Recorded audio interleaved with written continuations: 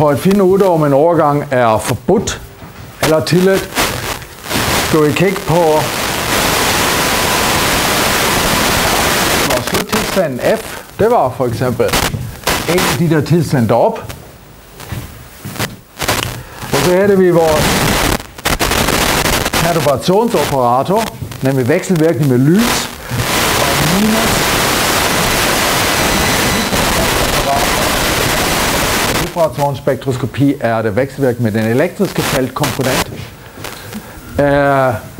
den elektromagnetiske bølge og den elektriske feltkomponent og den elektriske dipolmoment-operator. Og her har vi vores oprindelige tilstand, det vil sige en af de der tilstandene i den anden ende af pilen.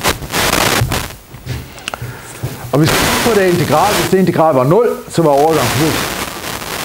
Hvis den er ikke 0, så var den i hvert fald tilladt. Så det kan jeg selvfølgelig, selvom det her er et skalarprodukt, det er jo bare et elektrisk felt, det har ikke noget med elektroniske koordinater at gøre, så den kan jeg tage ud. Og det vil sige, at det jeg virkelig skal kigge på, er, jeg skal kigge på det integral over den elektriske dipolmoment-operator og de forskellige bølgefunktioner. Så det skal vi kigge på. Den her resten kan jeg glemme. Så er det spørgsmål, hvad er de der bølgefunktioner her? Initial eller final? Da vi laver Born-Oppenheimer-tilnærmelsen, som allerførste, separerer vi translation af molekylet fra. For det har ikke nogen effekt. Altså spiller ikke nogen rolle for spektroskopi. Så vi piller den fra, og så laver vi Born-Oppenheimer-tilnærmelse, og vi også laver separation af rotation og vibration. I hvert fald nu, og det betyder, at vi skriver tilnærmer den bølgefunktion som produktfunktion. En produktfunktion af en elektroniske bølgefunktion. Det vil vi få fra vores elektroniske Schrödinger-ligning. Det er noget ligesom vi havde det sidste uge. Eller for atomerne. Men det er altså mange elektronbølgefunktioner. Det er en Slater-determinant, eller en linear kombination af Slater-determinanter. Gange af en vibrationsfunktion. Det er noget sådan noget ligesom de her harmoniske oscillatorfunktioner, som jeg har haft i går. Gange en rotationsfunktion.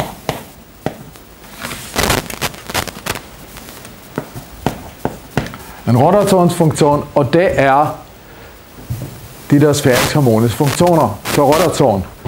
Og lad mig ændre en lille smule. Der var lidt plads. Jeg vil kigge på igen et toatommolekyle, så at jeg kan spare mig lidt skrivearbejde. Så den rotationsfunktion, den afhænger af de to vinkler θ og φ. Vores vibrationsfunktion, vip, den afhænger af den der xi, forskel, afvigelsen af bindingsafstand fra ligevægtsbindingsafstand.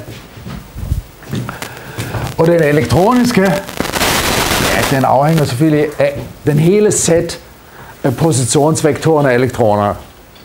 Og det giver jeg rent faktisk ikke skrive op. Det er også ikke rigtig vigtigt lige nu, som vi kommer til at se om et øjeblik. Og så hvis det er nu initial og final, så skal jeg selvfølgelig skelne mellem initial og final. Nu sætter jeg dem ind. Og det her, det har jeg kaldt i noterne for μFi. Og det er jo i princippet en vektor, der er jo tre komponenter. Jeg kan have x, y eller z-komponenten.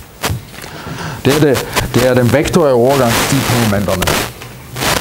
Hvis vi nu sætter dem ind, så får jeg altså det der overgangsdipolmoment, eller de tre overgangsdipolmomenterne. Der har jeg nu altså final tilstand, den produktfunktion, så jeg har en, hvad det vil jeg skrive, en, lad os starte med vibration først. Jeg har en vibrationsbølgefunktion, final. Den afhænger af xi. Det kommer, de begge variabler, den afhænger af, dem sætter ind, når jeg skal bruge dem. Jeg sætter ikke altid ind, for det ellers tilbringer flere timer til at skrive. Så har jeg min rotationsfunktion, også final her, og så har jeg min elektroniske funktion, også sluttilstand.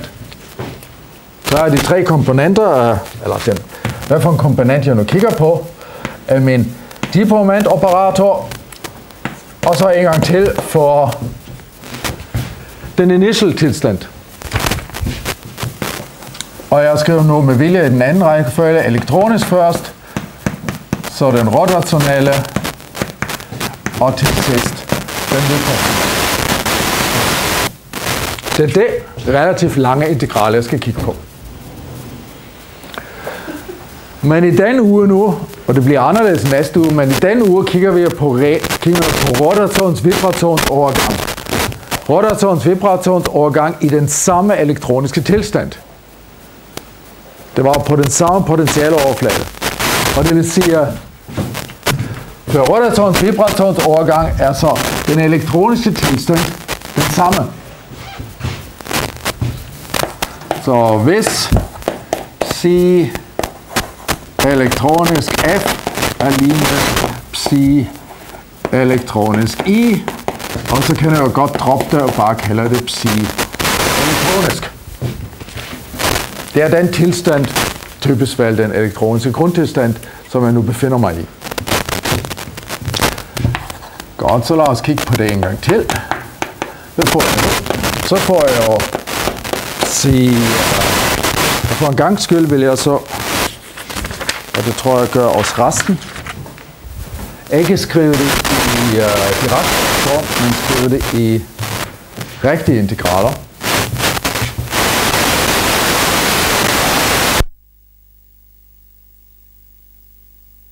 Husk, den skal være kompleks konjugeret, i tilfælde at den var kompleks.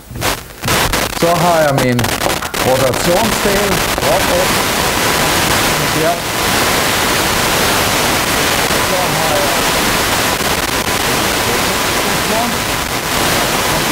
jeg så har jeg dipoloperatoren, så har jeg den elektroniske funktion. Samme. Så har jeg den rotationelle initial, og så har jeg den vibrationelle initial. Og så skal jeg have nu et eller andet volumenelementer.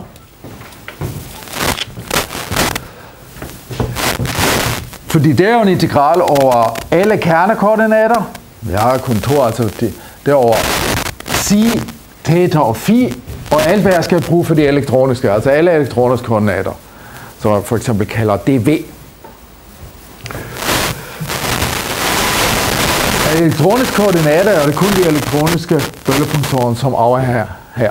Så det integrale over de elektroniske koordinater kan jeg rent faktisk bare sætte her. Det er det eneste, som afhænger af elektroniske koordinater, så kan jeg gøre det lidt mere klart. Sæt en lille parentes rundt af det. Og hvad har jeg så herude? Så herude har jeg så den ene integral over dxi, og så har jeg en integral over vinklerne, og der hedder volumenelement igen sinus theta, d theta, d phi.